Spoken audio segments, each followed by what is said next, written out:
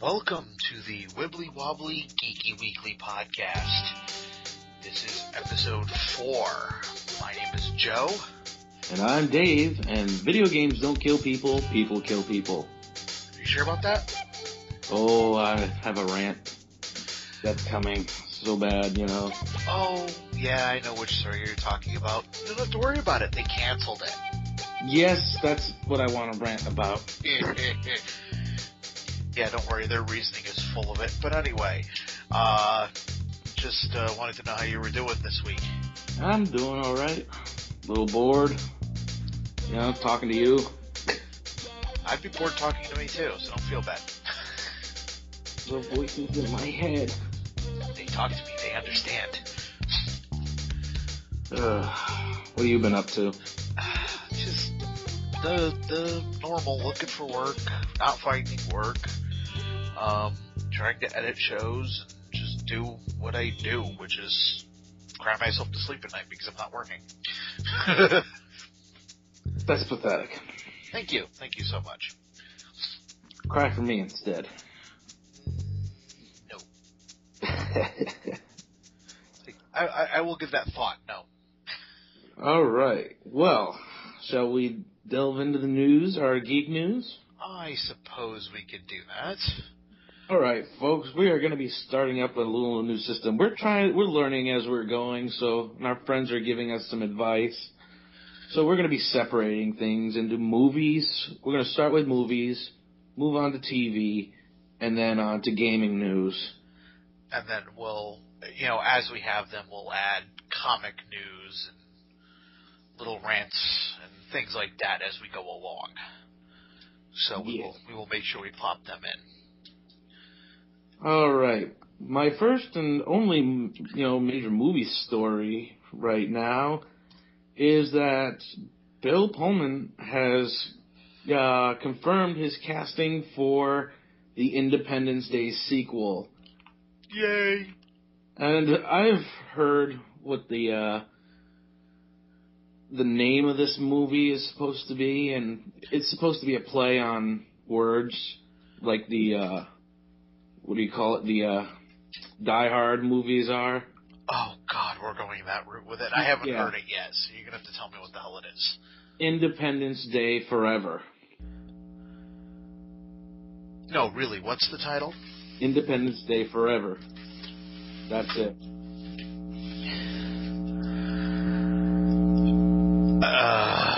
Yeah, I don't even have a joke for that. It is horrible. Yes.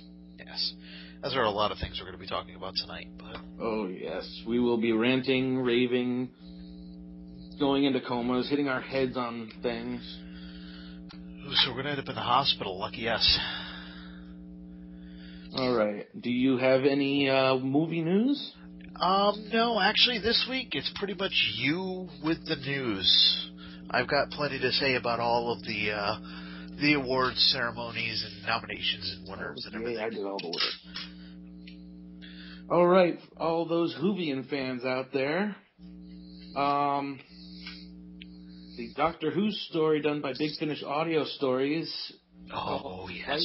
Right at the end will feature multiple doctors and a number of old friends.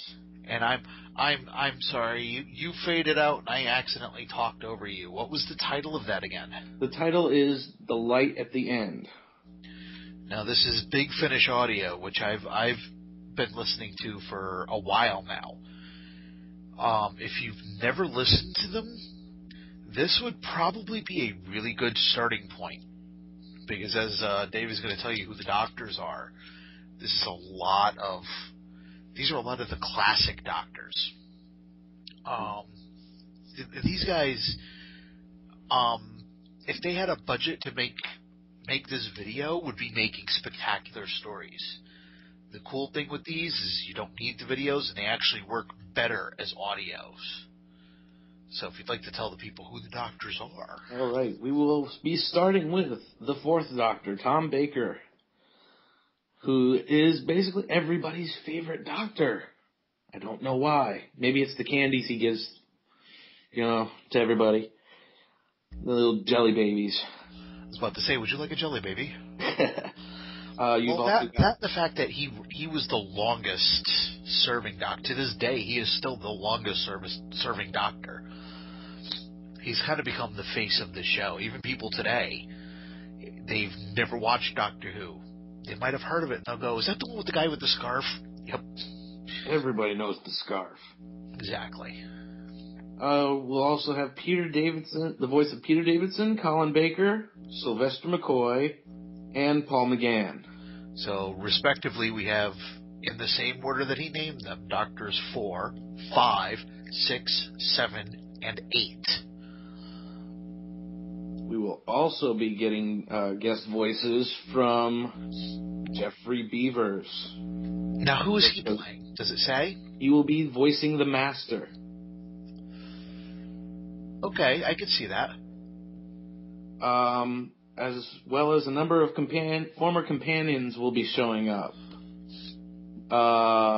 Louise Jameson as Leela. Sarah Sutton as Nyssa, I believe that's pronounced. Nyssa, thank you. Not a problem. Nicola Bryant Perry. Have you ever seen Perry? No, I haven't. Perry is a lot of fun to look at. No, she is a lot of fun to look at. Go look up her first appearance. The first thing you see is her in a blue bikini. Well, isn't that special? But we'll have my favorite companion coming back, Sophia Aldred, Ace. Yes. Anybody who decides to just take a bat to a Dalek is my hero. Yes, she managed to take out a Dalek with a baseball bat. And damn near took out 2 more with a rocket launcher. That's a lot of guts for a teenager. Then again, she was a bit of a pyromaniac, so. Anything else to add to this story? I can't wait to hear it. I really can't. I've been going through a lot of the Big Finish line.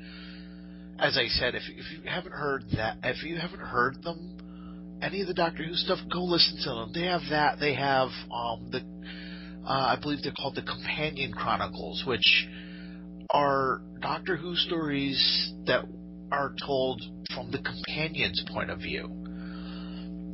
They did the Sarah Jane Adventures before there was a television series. She did 2 seasons on Big Finish.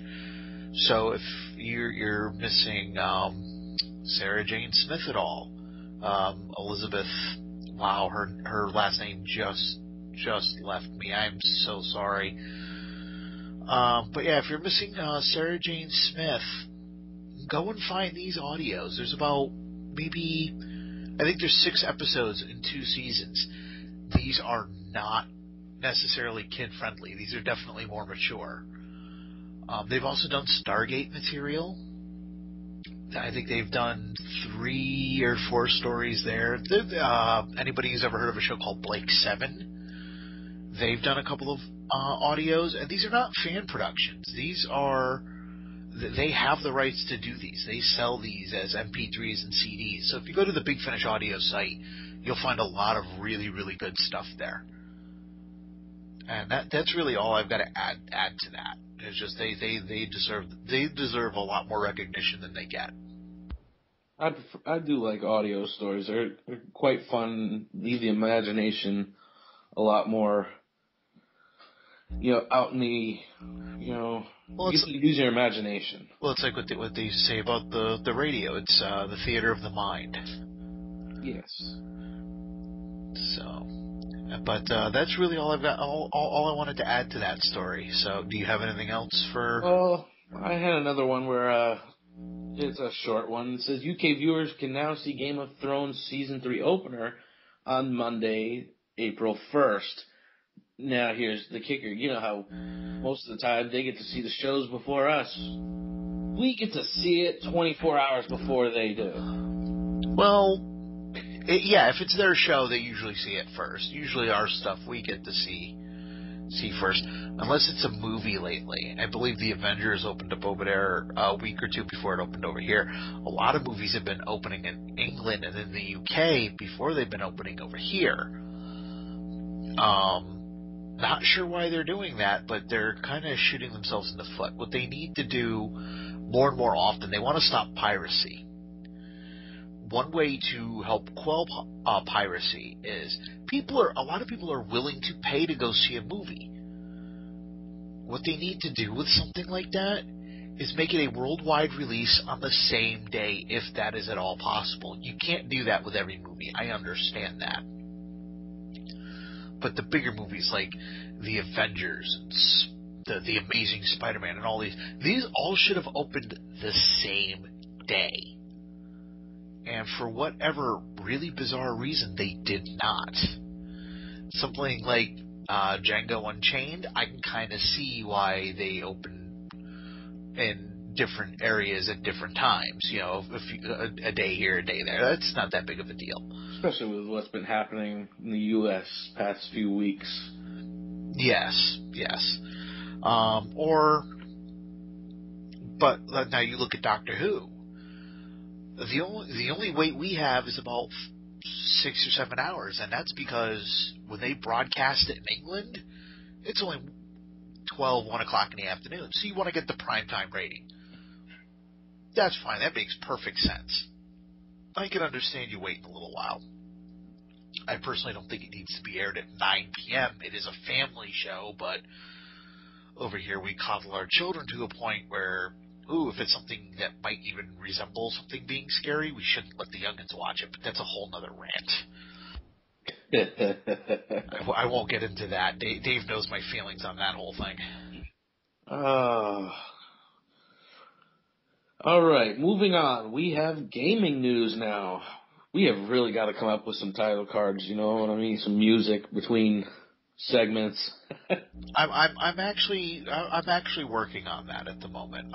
If anybody has any music that they would like to donate to us, if you have little pieces of music that you'd like us to use as bumper music, send it to us. We will make sure that, you know, if we can use it, we will credit you. You will get credit for the music that you send. We will make sure people know who you are.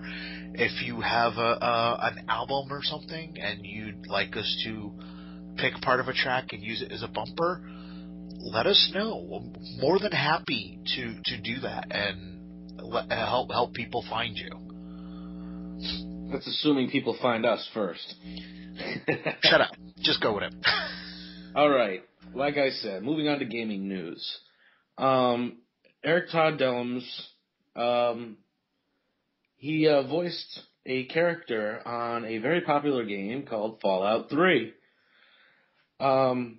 With Bethesda Games, you know, finishing up their DLCs for Skyrim, a tweet went out by the Eric Todd's character, DJ Three Dog. He's the DJ spouting out all the oldies music in the games, which I love. I love that all the old music. Oh, okay. See, I've never played the games, so I've played maybe a little bit of the first one, and that's it. Well, he sent out a tweet in the voice of Three Dog to all my Fallout 3 and Three Dog fans. There may be more dog coming. Fingers crossed. Does this mean they'll probably be announcing Fallout 4 soon? Or maybe another spin-off to 3? Well, no. There was supposed to be Fallout 4 San Francisco. Oh, okay. Was Fallout Vegas part of 3, or would that be considered 4? It wasn't. I think that would be considered 4. But apparently, each game, it's like Assassin's Creed. You had 3 games, or let's see, 2, 3. You had 3 games for one. Oh, okay. Kind of like what they did with Final Fantasy VII. You had all those spin-offs come out. Kinda. Okay. Assassin's Creed 2 continued on through 3 games. Oh, Jesus. So you had Assassin's Creed 2, Brotherhood, and Revelations. Then you had Assassin's Creed 3. Okay. All right. All right. Moving on, I had a story about something that was announced at the Consumer Expo that's happening this week as regards to the Xbox 360. It's called the Xbox Illumiroom. Now, this is a very interesting. If you get time, Joe, you have to go check this out for the video of the gameplay. Okay. If you have a Kinect, the Kinect sensor checks out your room. It scans. You just completely faded out there. Would you mind repeating that last sentence you said? If you have a Kinect sensor, the Kinect sensor will scan your room and project the remaining environment, what's not on your screen, on the walls around you. Basically creating an entire environment around in your room. Oh, kind of creating an IMAX type of a thing. Kinda. Oh, it augments the surrounding area of the television with a projection. Kind of like a holographic scene. Oh, that's cool. I'm wondering if you have to buy the projection or things, because I have a Kinect myself. Oh yeah, I'm sure there's hardware that'll need to be bought that'll go along with this. But and now for my final story as far as gaming and my rant. This past weekend in Connecticut, they had what they were labeling a violent video game burning. Well, mind you, they announced it. This was supposed to happen on the 12th. It is now not going to happen. But that's what I was getting into. They were going to be having kids or whoever turn in violent video games for $25 gift cards. And then they were going to burn them. They promptly canceled this, saying that they held the group held a press conference this morning during which the spokesperson explained that they have achieved what they had set out to do, making the weekend's event unnecessary. My translation is they didn't want to buy the gift cards. That's just me, though. Well, now, when we were hanging out this past weekend at McDonald's, and the manager said that they had provided McDonald's gift cards for this. So I don't think they had to buy the gift cards. I think they were supplied with the gift cards, which makes that just a little bit more shady to me. Now, I call bullshit on what they said at the end anyway, because in the news report, they're saying, oh, well, it's unnecessary because we got the news out and we were getting too much support. It would have cost too much time and effort to get this many police officers to protect the crowd and to protect us. Protect you from what? Somebody tossing a video game at you? Also, I went to several message boards that were talking about this story. I want to know exactly where the support was coming from, because out of 5 message boards that I looked at, and I read every comment, this took me almost 5 hours to read all of these comments. I saw one comment supporting them on one page, and every comment after that on every page was saying, this is the dumbest thing we've ever heard of. This is stupid. We're not going to do that. And one of the gift cards was going to be going towards GameStop. Where you can get another game. That one comment wasn't even really supporting them. They're like, so I can turn the game in and get a game that I'm done with, and get a $25 gift card where I'd probably only get $9 for it at the GameStop, and go out and buy another game that I want. Yeah, I'll do that. I wanted to so bad rip them a new one, because most of these people that start these organizations, they go on, they read these quote-unquote statistics and think that violent video games make violent people. I would like to reiterate a point I made to you. Go ahead. Violent video games keep me from killing people. Yeah. If I didn't have an outlet, I would be batshit insane. What do you mean would be? I would be going off a lot more on people. Yeah. Well, I mean, if it's not video games, it's music. If it's not music, it's gaming in general, like D&D and LARP. And when you're looking at D&D, I mentioned to you guys this weekend, there was a movie called Maze and Monsters that had Tom Hanks in it. If you want to see something really funny, go watch this movie, because, wow. Evidently, the Tom Hanks character had mental problems, but all of it was blamed on Maze and Monsters, which is their version of Dungeons and Dragons. And really all it is 4 friends sitting there rolling their dice with the character sheets playing the game. But oh no, they got sucked into LARP. Yes, I believe that used to be called having an imagination. Yes, if you have an imagination, you're screwed nowadays. But they also look at television and movies. Every time something happens, it must be a movie, it must be television, it must be anime, it must be this, it must be that. Maybe the guy was just sitting there with a thumb up his ass one day, got bored, and went out and did this. And you know what? I'm going to give them, music might be causing this, because, let's face it, a lot of the music today is fucking retarded. As we will point out later on in the show. Well, the music may be bad, but not even jokingly, I won't even say that it might have anything to do with it. Because it's just pure stupidity. Eventually somebody's going to come along and say, see, cave paintings caused people to kill antelope. People were killing the antelope because they were fucking hungry.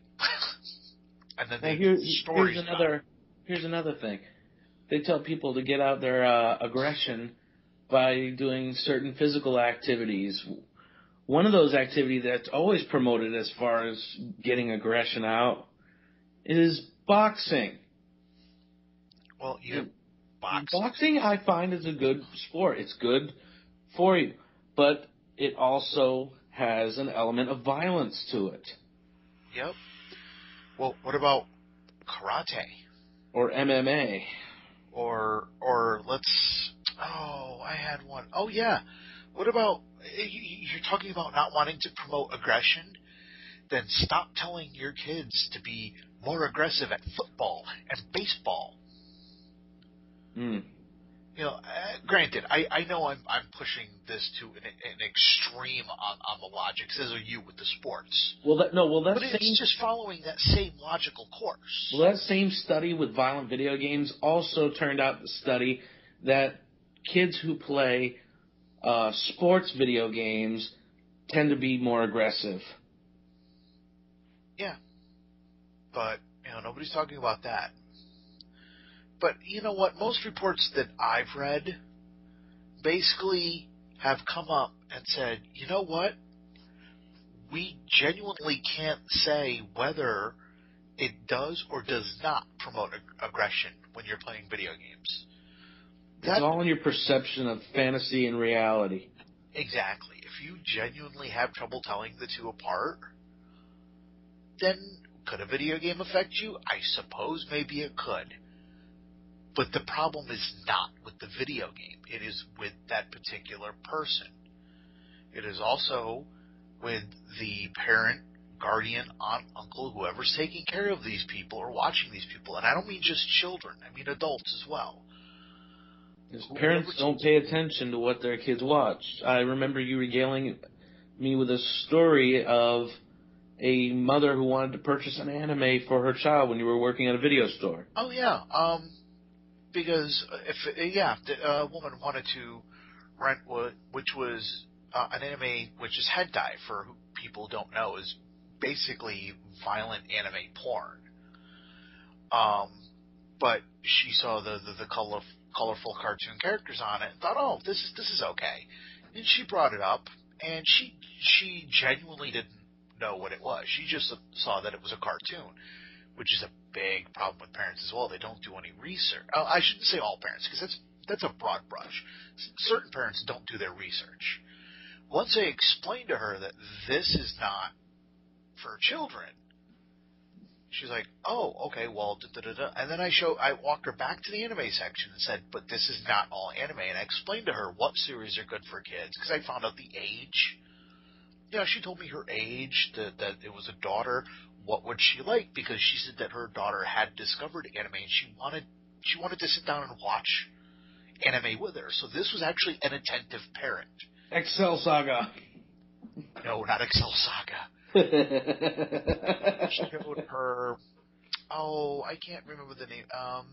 Ray Earth.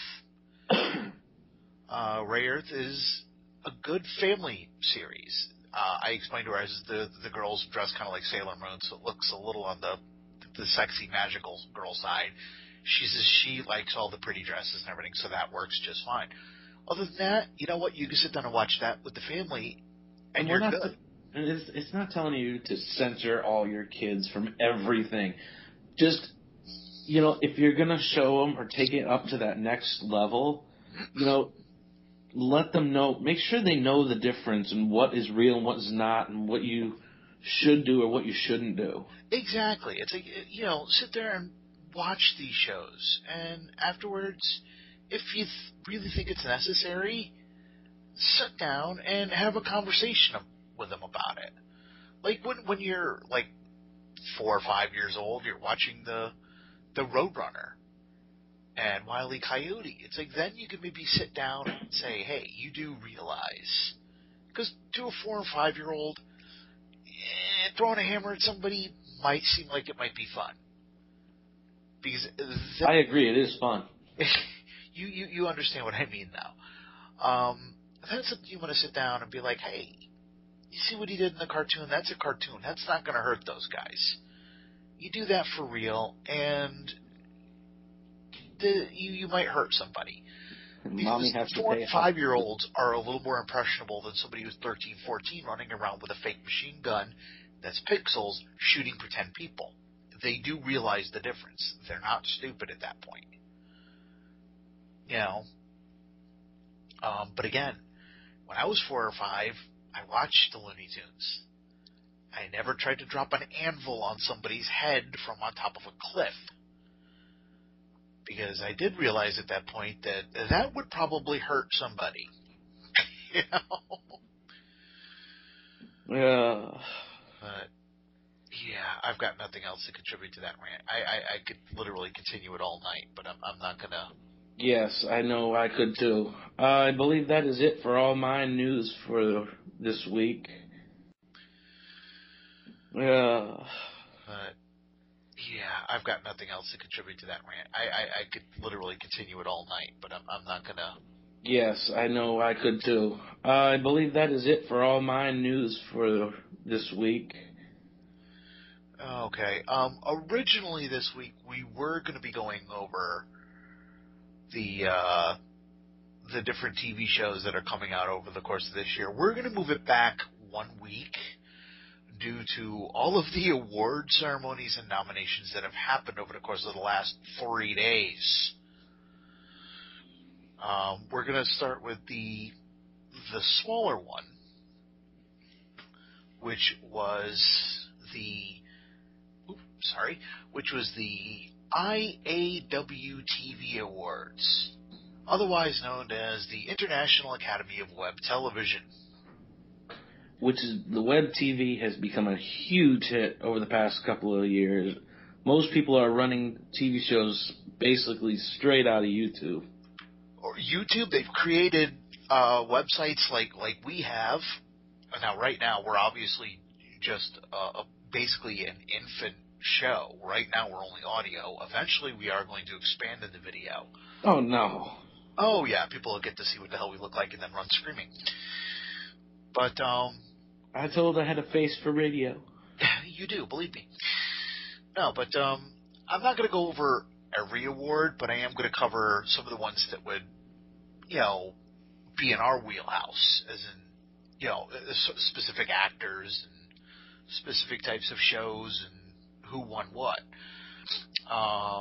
One of the categories was Best Writing Nonfiction, and I have all of my notes here. And for Best Writing Nonfiction, I'll give you the all the nominees and then let you know who won it. And you have to forgive me because the way I wrote it down and the way they have it written here is completely different. So that's why I love my iPad. I just copy and paste. Oh well, I've got everything written down. Thankfully, for a change, I did some research.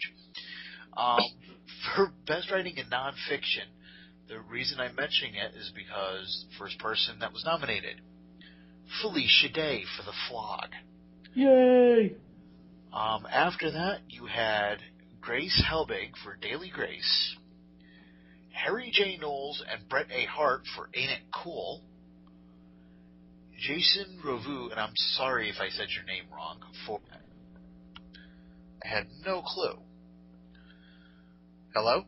Yes. Oh, okay, I heard the little bloop. I thought our call had dropped for a second. It had paused for a second. Oh, okay. Well, as long as all I did was pause and come right back, I don't care. Did you hear what I said? No, I did not. Okay, you know what? You let me know what the last name you heard was, and I will pick it up from there. You were talking about Felicia Day. Wow, so you didn't hear the Daily Grace or Ain't It Cool, did you? No.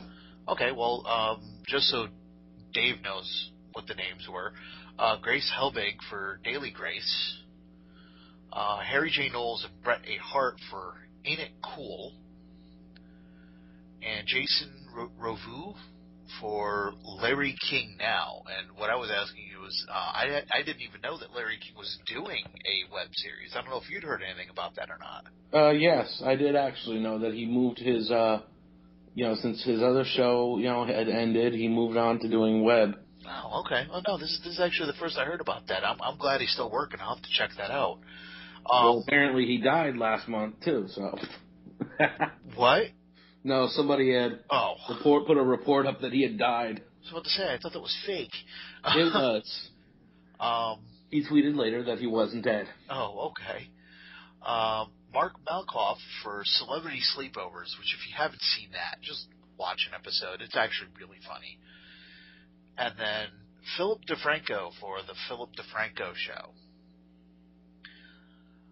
The winner was Felicia Day for The Flog.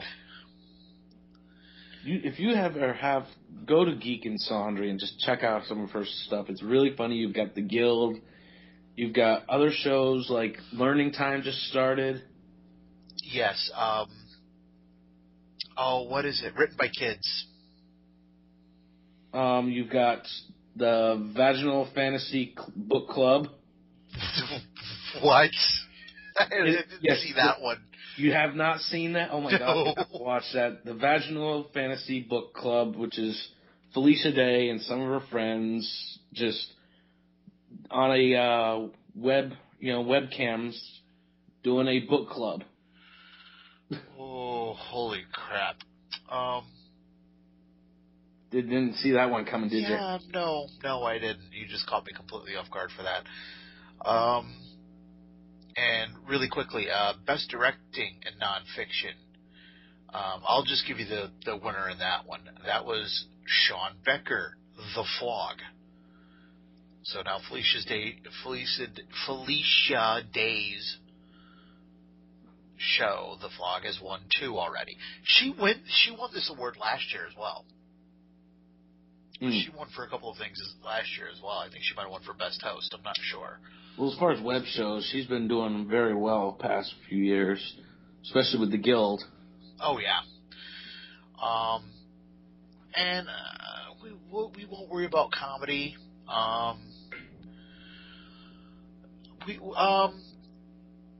They had Best Live Event. They've covered a lot of ground. One that I do want to make sure that I cover is Best Animated Series. I will give you the names, and then we will go over who won. The nominees were Do's and Don'ts, Electric City, Krogzilla, and I apologize, I'm missing one here, and I am looking for the nominees. I cannot find them, so you'll have to forgive me for the fifth nominee. And the last nominee was Red versus Blue. Dave, take a guess as to who won. Me. No. Damn. It would be Red versus Blue. I still haven't finished watching all the last season. Oh, you need to. You really need to. Now, this is the second year in a row that they've won for Best Animated Series. This award show has been around for 2 years. They've won both years that this award has been presented. Undefeated. Yes, so far they are. Well, I want to see him do Red versus Blue again in the anime style we saw. Oh, that one little episode?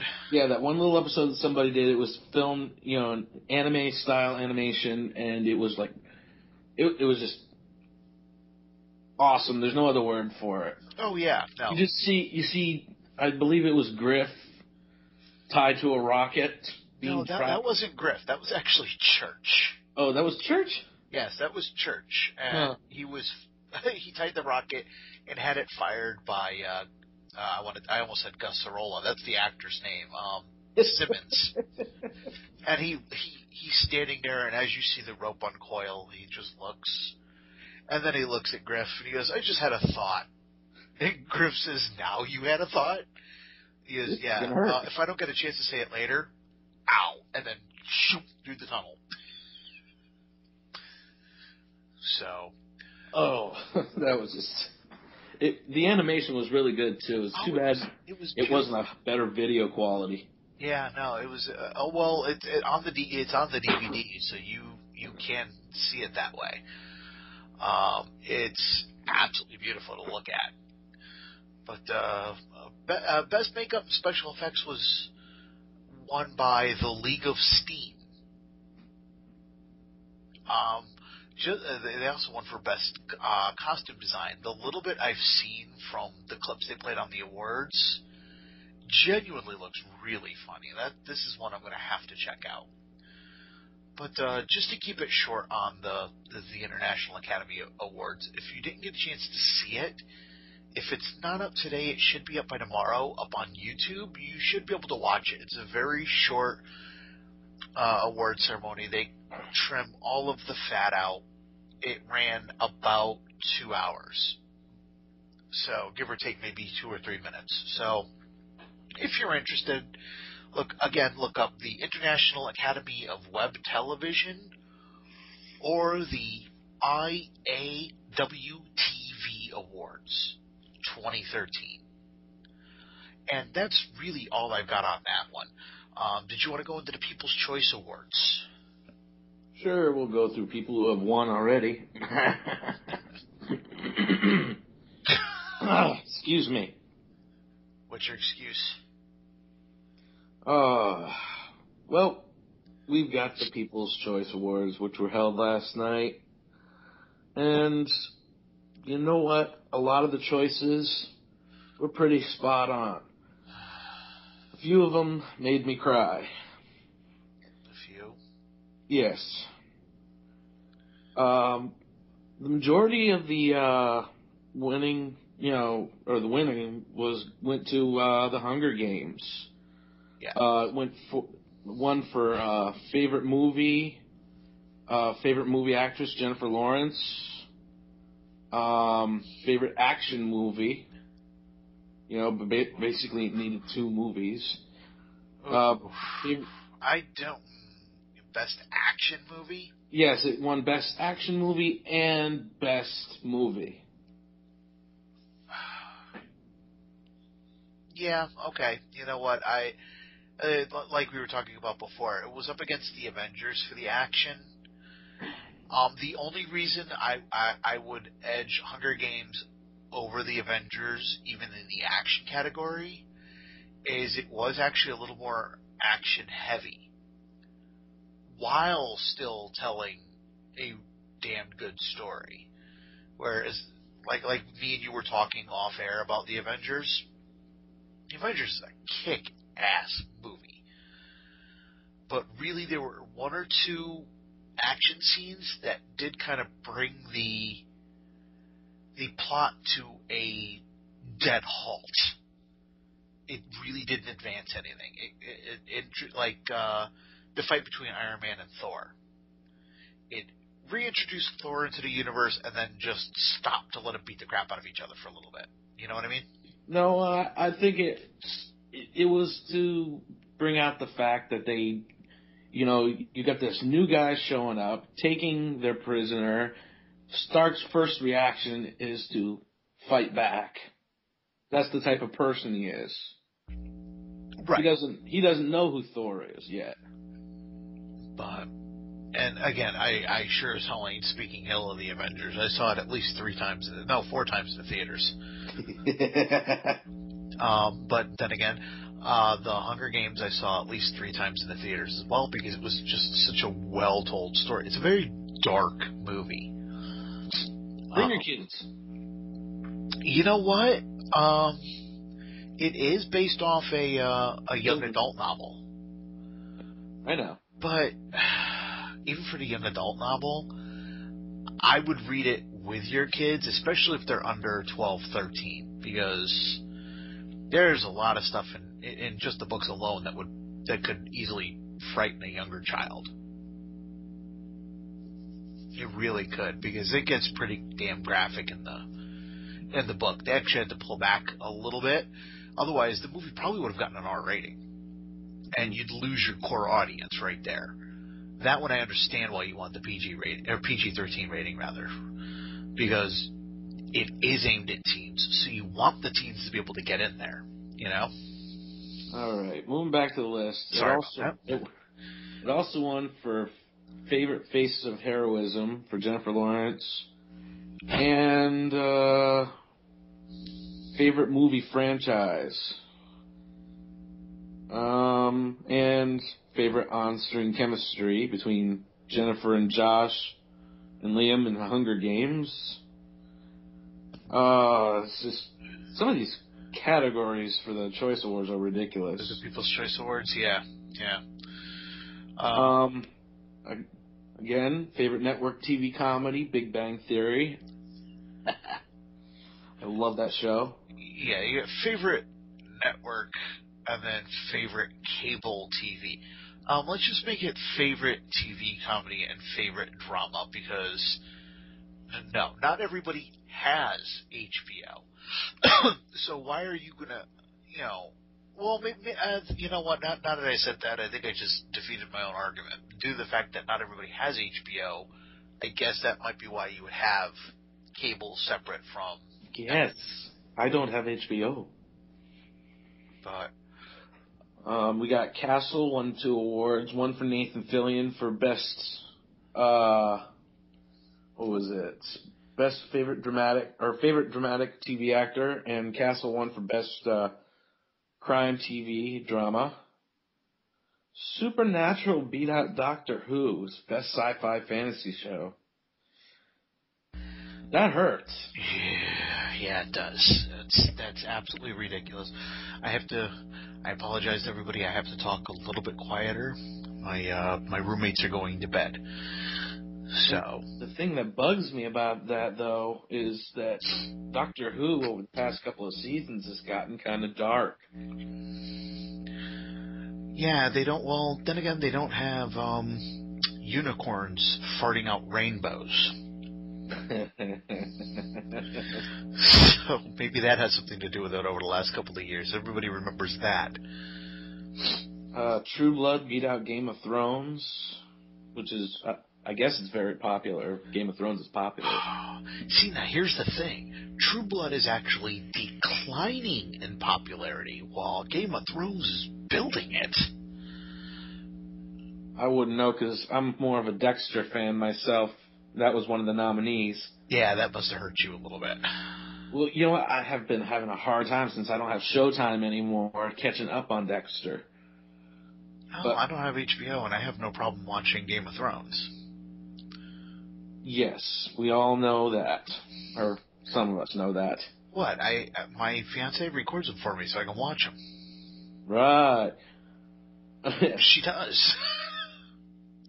All right. The rest of the categories have nothing to do with the type of show we do, so I really don't give a crap.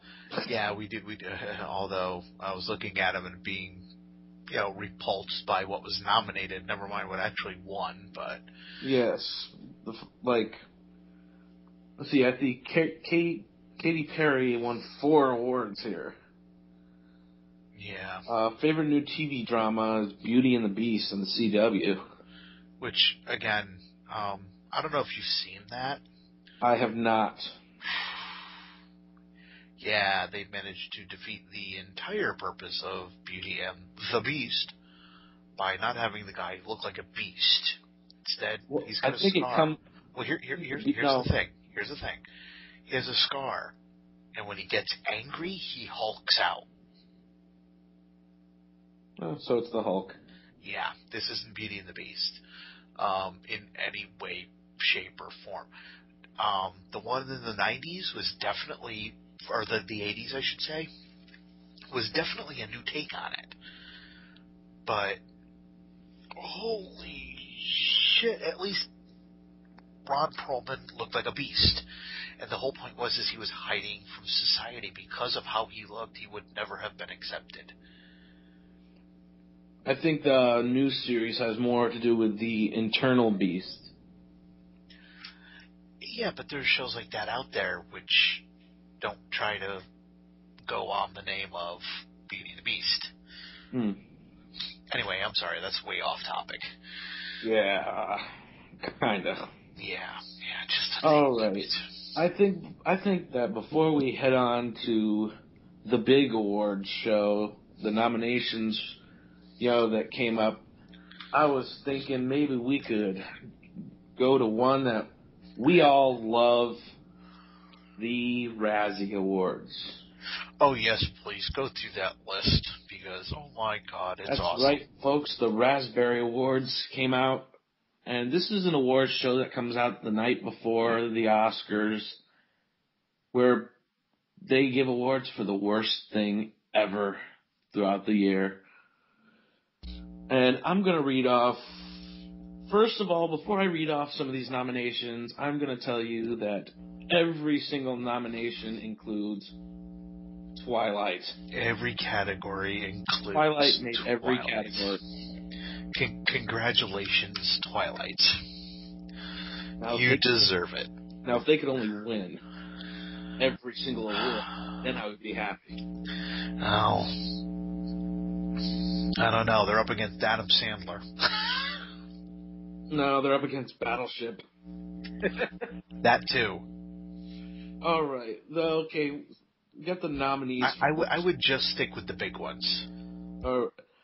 Well, we got the nominees for Worst Picture are Battleship, the Ogie Loves in Big Balloon Adventure. I'd never heard of that. I had never heard of it, but evidently it's one of the least grossing movies in movie history. It's actually based off a children's television show, I found out. Which I've never heard of it either. That's My Boy, starring Adam Sandler, 1,000 Words, and Twilight Saga Breaking Dawn 2, tops off Worst Picture. I am so surprised. Let's see, you got Worst Actress, Katherine Heigl for One for the Money, Mila Jovovich for Resident Evil. It's Jovovich. Jovovich, sorry. Yeah, it's okay. I figured you'd want to get the name right, because even though her acting in that movie is lousy, she's still cute. Yeah. Tyler Perry for Medea's Witness Protection. You know what? I hate to admit it. I actually watched part of that one, and it's actually kind of funny.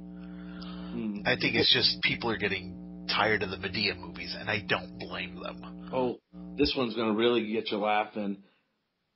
This is a doubleheader. Kristen Stewart for Twilight and Snow White. I saw that. That was awesome. And Barbara Streisand. That one I'm not so sure about, because she actually did a good job. The Guilt Trip?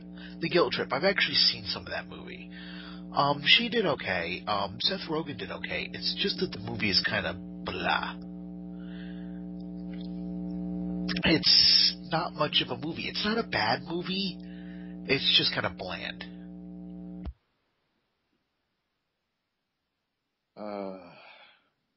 Well, we've got worse remake and ripoffs or sequels. Oh, yes. Cover this one, too. Most of these movies are the same for almost all the categories, so you won't be missing much. You should go check out the list for the Razzie Awards. We got Ghost Rider 2, Spirit of Vengeance. Which was just such a dull movie. It was so disappointing. I actually enjoyed the first one. And this one made the first one look like it was Academy Award winning material. Piranha 3 Double D. Red Dawn. Which again was just boring. Medea's Witness Protection and Breaking Dawn. Wow. Just wow. You know what? And I'm very thankful because I didn't recall seeing it on this list, that a movie I thought was very underrated wasn't on this list, and that was John Carter. I'm happy to see that's not on this list. Yeah, no, that it's just that it failed at the box office. It wasn't necessarily a bad movie. One movie I'm surprised is not on that list is what was it? X Factor? Yeah, about the party. Yeah, because that went absolutely nowhere. It lasted in theaters not even 3 weeks, made no money, went to DVD, made no money. It's already on TV. That is such fast turnaround. Now, maybe that was the way it was planned, because it was, it did have a very, very tiny budget. So maybe it was just planned for a very short run. Maybe it was meant originally to go to TV. I don't know, but oh boy, that movie just tanked like nobody's business. The movie would have been better off as a documentary. But it wasn't. It would have been better off as a documentary. Maybe it would have been better off as a documentary about the television show X Factor. Oh, yeah. Anything else to say about the Razzies? No, you pretty much covered everything I was going to say. Yes. Basically, it is a Twitard's worst nightmare. Yeah. Being nominated for every single category, that's gotta suck. Yeah. Well, then again, you've got some of them who are very gracious about it. They have a good sense of humor about it. Look at Sandra Bullock, not last year, but the year before. Yeah. I give that woman all the credit in the world. She actually went there and accepted the award. I actually thought that was just so awesome of her to have that sense of humor. Because, at the end of the day, that's what it is. It's a sense of humor you need for that. Yes, we all know Kristen Stewart doesn't have one of those. No, she doesn't. And now for our last discussion of the evening, we're going to go over the Oscar nominations. It is January 10th, and they just released the nominations for the Oscar Awards, 5th Annual Academy Awards.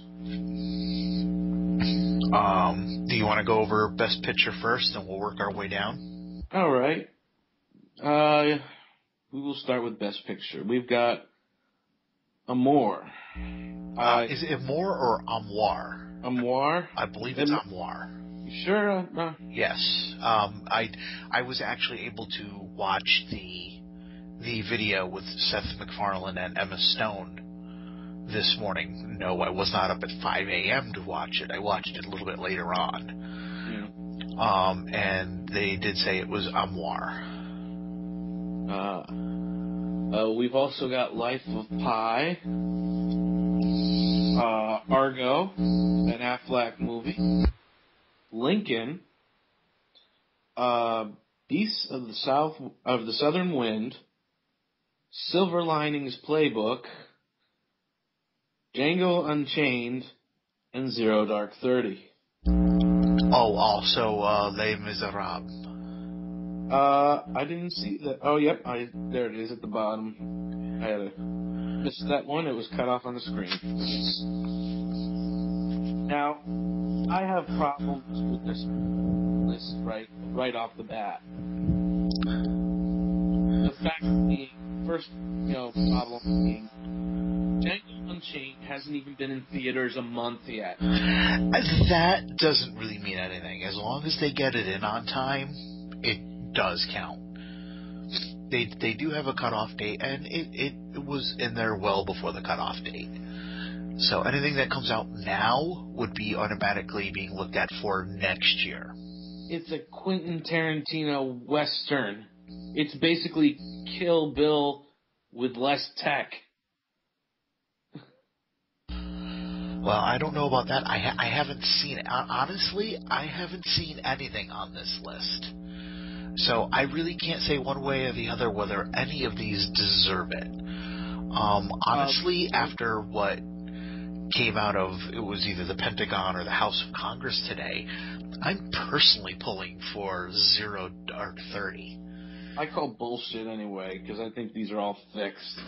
Whoever has, gives the Academy the biggest donation.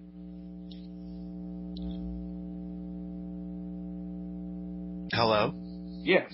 Oh, there you are. Okay. You partially cut out for a split second there. You were saying about the donations?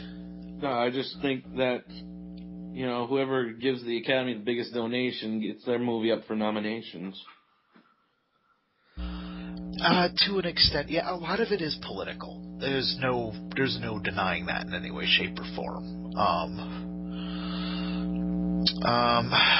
Yeah, but, like a couple of years ago, a lot of people were very, very upset that something like The Dark Knight was not nominated.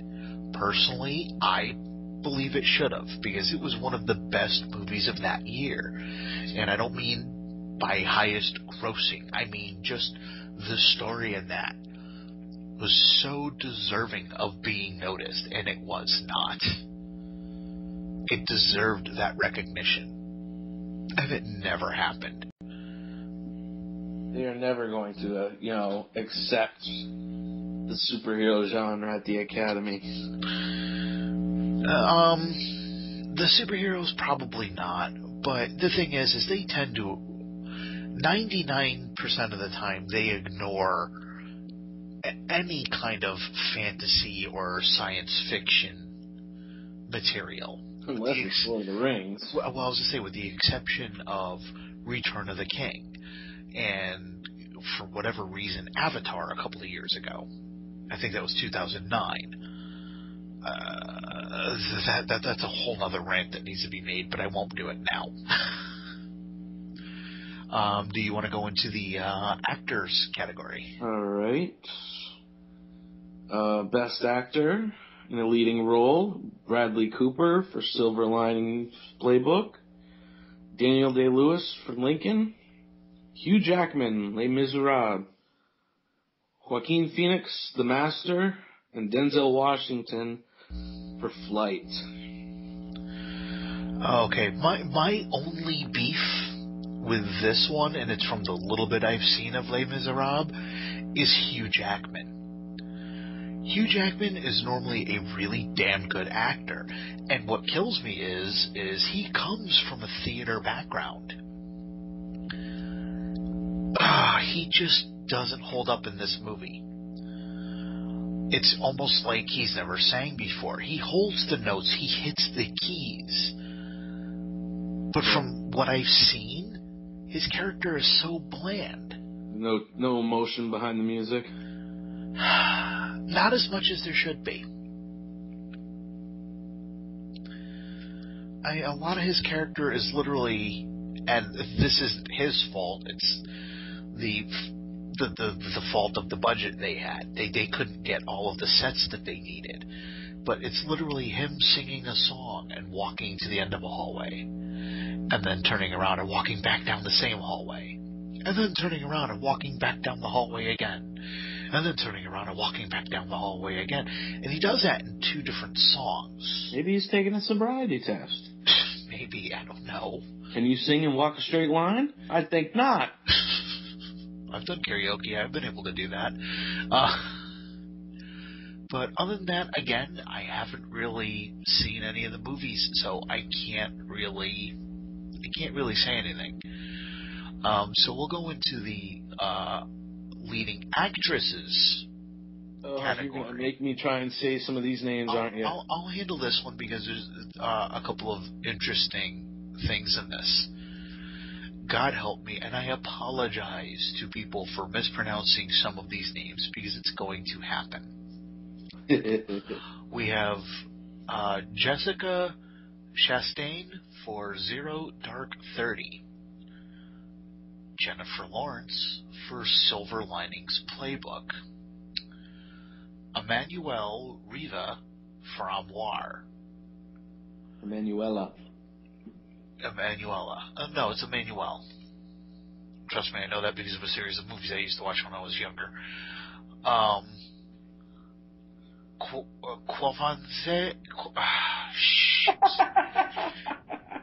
Quovenchain Wallis for Beasts of the Southern Wild, and Naomi Watts for The Impossible. The reason I was willing to take this one is the actress in Emmanuelle Riva is the oldest actress to ever be nominated for an Oscar. And the actress in Beasts of the Southern Wild is the youngest actress to ever be nominated. She is 9 years old, and she is up for an Academy Award. That's really cool, and at the same time, that's a hell of a lot of pressure to be putting on a 9-year-old. Doesn't mean she doesn't deserve it. I'm sure she did a brilliant job. But, wow, yeah. They used to actually have a junior award for actors and actresses. I'm thinking maybe they should bring this back. A junior award? Yeah, oh yeah, it's the exact same thing. They're not saying there's any less, but I think it was actors who were 16 and under who would be nominated. Oh. Because we've got a lot of child actors and actresses that do kind of deserve to be nominated every year, and they aren't. And if you bring that particular category back, some of them will actually get some of the recognition they deserve. I don't know what you think of that. You know what? To be honest, I generally don't watch these types of award shows because I don't choose other people's opinions over what I think about, the form of entertainment. Oh, no, neither do I, but it's always interesting to look at them. Yes, and laugh. That too. Next we'll do the supporting actor. Actually, I was thinking maybe we might want to stick to bigger categories, switch to animated films. I don't know about you. Oh, yeah, no, that's fine. I can do that. Do you want me to read that list? If you like. I will happily do that. And then we'll do directing afterwards. All right. Best animated feature. We have Brave, Frankenweenie, Paranorman, The Pirates Band of Misfits, and Wreck-It Ralph. I've seen 3 of these movies. I've seen Brave, The Pirates, and Wreck-It Ralph. I've only seen one. You've seen Pirates, correct? Yes. This is hard because all 3 of those, I think, were just awesomely fun movies. Again, I can't say anything about Frankenweenie and Paranorman. Well, Frankenweenie, I heard, did really bad this year, and, it was a bad year in general for Tim Burton. Well, as far as anything he put out. He's been making crappy movies the last couple of years. That's why. I think what he needs to do is not retire, not by any stretch of the imagination, but what he needs to do is he might need to take a break for a couple of years. Finish up whatever he's working on now, and take a break. He's earned it. Plus, his stuff is getting very tiresome. It's all very repetitive. Yes. He's got that style, which I don't want that style to go away. I like his style of movie making, but he's getting to the point where he's doing remakes now. You look at the Alice in Wonderland, which granted is technically more of a sequel than a remake. It's both at the same time. And then you look at what he did to Dark Shadows. I loved that television series growing up, and just from the trailer alone, I had to avoid that movie. Because he just literally crapped all over that show. He really did. And Frankenweenie is an extended version of his short film that he did. His first short film, if I'm not... Yes, which was also released by Disney. So he's made the same film twice for the same company. But I'm not going to judge him on that one because that's his baby. That was him trying to kind of go back to his roots. So I give him credit for that one. I would actually like to see that, and I would like to see Paranorman as well at some point. But everybody was surprised that Rise of the Guardians didn't get in there. Rise of the Guardians, was that last year? No, that was this year. That just came out about a month ago. That was the one where Hugh Jackman played the Easter Bunny. Oh, yeah. You know what? That got a lot of press and not much as far as when it came out in the theaters. It was over... They put it out in the advertising and advertised it in McDonald's toys and all this, and then it was nothing. Case in point, you just mentioned it, and I'm like, what? Yeah. No, that movie flopped hard in Paris. Flopped harder than Paris Hilton's acting career. Say that again. I said it flopped harder than Paris Hilton's acting career. I'm sorry, I'm a little tired, so my stutter is starting to come back. But but that it looked absolutely beautiful, but it just didn't have the story. It just didn't have what it took to make it into this category. And frankly, I'm still a little disappointed. I'm glad they have an animated feature film category, but at the same time, something like Brave, if they had shut up and let that keep going with the normal movies, personally, I think Brave would have broken into the Best Picture category. I have to take your word for that. I still have to see it. I said Brave. I don't know what the hell I'm talking about. I actually meant Wreck-It Ralph. I'm sorry. Because... I wanted so bad to see Wreck-It Ralph because of the other video game characters, it made me nerdgasm, and my inner child started to squeal. Oh, it was a great movie. It genuinely was. So we've got two more categories we're going to go over. We're going to go over directing, and I actually want to go over music, the best music as well. Are you looking at original song or score? Original song. All right. So we'll go ahead and we'll do directing first. All right. I'll let you handle that one. All right. Oh, that's not where I'm going. Directing. MR. By Michael Haneke, I believe that's pronounced. Yes. Beasts of the Southern Wild by Bena Zeitlin? Sure. Ang Lee's Life of Pi. Steven Spielberg's Lincoln. And David O. Russell's Silver Linings Playbook. Honestly, because of the name power, I might give that to Steven Spielberg. Just by name power alone? Yeah, because he's kind of the big bull and the he's so kind of the big bull in there. Ang Lee himself is a little bit too. Yeah, you don't want to count him out, but then again, once again, I haven't seen these movies, so I'm not really qualified to say if the directing was good in one over another. Now, we're going to go with, this is the last category we're going to cover, and then we will let everybody, well, no, because I do want to cover visual effects too. I'm sorry. I do want to cover the best song. First one is Before My Time from Chasing Ice. Music and lyrics by J. Ralph.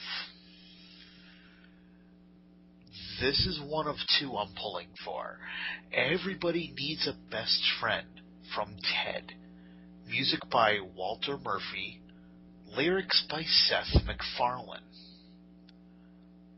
Pi's Lullaby from Life of Pi. Music by Michael Dana. Lyric by Bombay Jazri. Skyfall from Skyfall. Music and... Huh? That's what I'm pushing for. Yeah. I'm sorry. That's okay. Music and lyric by Adele Adkins and Paul Epworth. And Suddenly from Les Miserables. Music by Claude Michael Schoenberg. Lyric by Herbert Kurtzman and Elaine Bouble. Or Bobble? Booble? Booble bubble. Booble. Sorry, I just like saying Booble now. I apologize to them for that. So you said you're pulling for Skyfall? I would like to pull for Skyfall because, okay, I have never seen a full Bond movie, but I know about Bond themes, and Skyfall sounded like a traditional Bond theme. Well, I'll tell you what. You listen to the lyrics of Skyfall, and then you watch the movie. The lyrics make so much more sense after you watch the movie because it really does fit in with what's going on towards the end of the film, which I think is phenomenal. They've actually worked the lyrics of a Bond song into the narrative, which is very, very cool. And I don't mean that they're using lines from the song. I just mean the song is actually telling a story. But the reason I'm pulling for Everybody Needs a Best Friend from Ted, I would like that or Skyfall to win. Because it's nice to hear kind of that jazzy, almost 40s, 50s style music. I love that type of music, really. I do. That's what it is, and it's just so well done. It's such a fun, light song. I love my Nat King Cole. I love there you go, Billie Holiday. Yep, and the fact that it's Seth MacFarlane being nominated for an Oscar. That to me is actually really damn cool. But at the same time, it's a Bond film being nominated. So if either of those pull it off, I would love it. I think that would be really, really cool. And now for what is genuinely this time the last category we're going to look at. Are you sure? Yes. We are going to look at visual effects. And if you want, I'll take this one as well. All right. All right. We have The Hobbit, An Unexpected Journey. John Lettery, Eric Sandon, David Clayton, and R. Christopher White. Life of Pi, Bill Westenhoff, Guilherme Rockoren, and again, I apologize to anybody who's listening for destroying these names. I'm not doing it on purpose. Eric Jean DeBoer and Donald R. Elliott. Marvel's The Avengers, Janek Sears, Jeff White, Guy Williams, and Dan Sudik. Prometheus, Richard Stammers, Trevor Wood, Charlie Henley, and Martin Hill. And finally, Snow White and the Huntsman, Cedric Nicholas. Oh, I'm sorry, that's all one name. Cedric Nicholas Trowan, Philip Brennan, Neil Corbold, and Michael Dawson. Now, Snow White, as we know, has been nominated for a couple of Razzies, but it did look absolutely gorgeous. Even from the trailers, you could tell that. You know which two, or which three I'm pulling for. I pretty much know. You know, Prometheus, Avengers, and The Hobbit. Correct. I personally, you know, it's what we did with our review of The Hobbit. You know, a lot of it was too much CGI compared to what they did with the older movies. Instead of using, you know, an actor dressed as an orc, they CGI'd him on top of something. Well, they still had a lot of actors dressed up. It's just that they were relying a little more on the CGI, which I was a little disappointed with. Now, I would choose the Avengers, not because I like the Avengers, but because the special effects look almost real. You know, like you could just reach out and grab Cap's shield as it's flying through the sun. Oop, you faded out again. I'm sorry. Your special effects in Avengers, like I said, were just really, you know... They matched what was going on very well. Yes, there wasn't... the CGI that was there, you know, fit. They didn't rely too much on it. Actually, they towards the last 20-25 minutes of the movie was very heavily reliant on CGI. Well, yes. It's just that they did flying around. You can't have all these things flying around New York City. But I would also give that same recommendation for the effects to Prometheus, though. I know a lot of people didn't care for the movie. I know you personally didn't care for it. I didn't say that. I said it was boring at times, you know. It's, you know, you have to go back and, you know, over the information in your head. And yeah, but you look at the sky jockeys in that. The humanoids, and you would swear that those were basically men on stilts. They looked that real. They did a phenomenal job with that. Regardless of what anybody thought of the movie, you cannot take that away from that film. What I've seen of Life of Pi, it's a very artistic approach. The problem is for me personally, when I was looking at the trailer, there were shots where the tiger that's in the boat looked like he was a bunch of pixels. Yeah, I think there was a scene with a bunch of, like, prairie dogs or meerkats. I didn't see that, so I'm not sure. To it. I know there was a lot of scenes in the boat in the water, and there were shots that looked absolutely beautiful, and there were shots that just fell on their face. So with that one, to me, it looks like it might have been a mixed bag. Again, I'm just going by the trailer as I'm going by with Snow White and the Huntsman, but what I saw of that looked absolutely beautiful. Everything seemed to mesh really, really well from what I've been able to glean off of that. But that's really all I have for this evening. I'm not sure if you have anything you'd like to add. Well, what was I? Ang Lee hasn't been, as far as special effects, as you were saying with Life of Pi.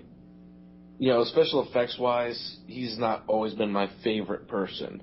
Case in point is the first Hulk movie. Well, in his defense, he did try to get out of filming that movie, and they refused to release him from that contract. So he ended up being forced to make a movie that he really didn't want to make. So I can't lay that all at his feet. Yes, he does have to take a lot of the blame, but I can't give him all of the blame for that. That's a movie where, as I've said before, I didn't necessarily like the movie. I liked what they were attempting with the movie. But then again, as I've told other people, the Hulk doesn't get taller as he gets angrier. He gets stronger as he gets angrier.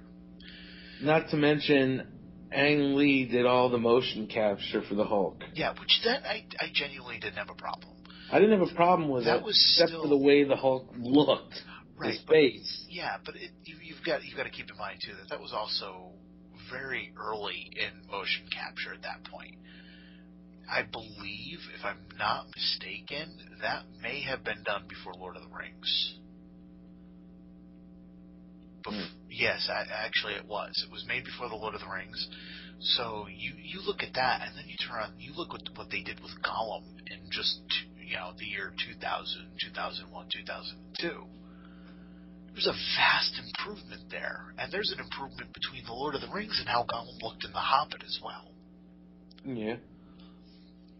So, but the smart thing is there may have been improvements, but they didn't improve him too much because they didn't want him to look dissimilar from how he looked all those years ago, which that's smart. So, but that's all I've got to say about that's everything I wanted to cover from the Oscars. That's basically our awards show. Yeah, pretty much what it turned into. So it's that season. It's red carpet season, and we got all the dumbasses coming out of the woodwork to promote other stuff. And obviously, the night the Oscars happen, we'll keep an eye on it. And we'll record either later that night or the next day and let you know what we thought about the winners. We will. Or how we thought the losers got gypped. Yeah. Like Ben Affleck not being nominated for Best Director, but that's a whole other story. And if you would like to contact us, you can reach us at wobblypod@yahoo.com. Or check us out on our Facebook at Wobblypod, or Wobblypod on Twitter. And we do have one last announcement. You are a woman trapped in a man's body. No, I'm a man trapped in a woman's body. It's just the voice doesn't match. All right.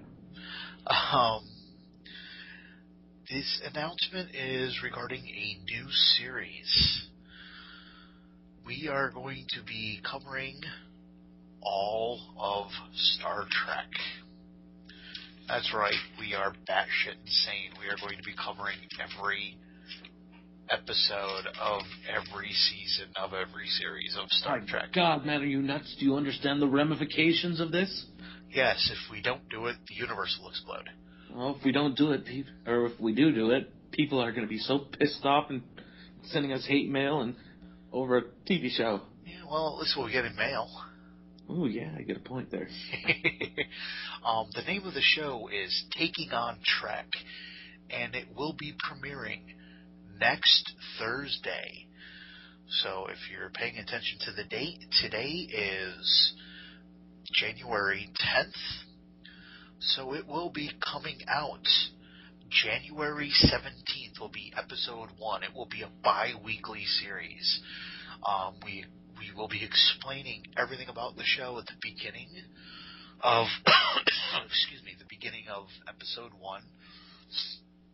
But we're going to be covering it in a way that a lot of people haven't covered. We're not just covering television and movie canon. We are covering a couple of fan series as well. For the full list, when it comes out, listen to the first episode and let us know what you think. For the time being, it will be the same email address, so it will still be wobblypod.com. I will most likely go in and create a new address for that show. But other than that, that is it for tonight. All right.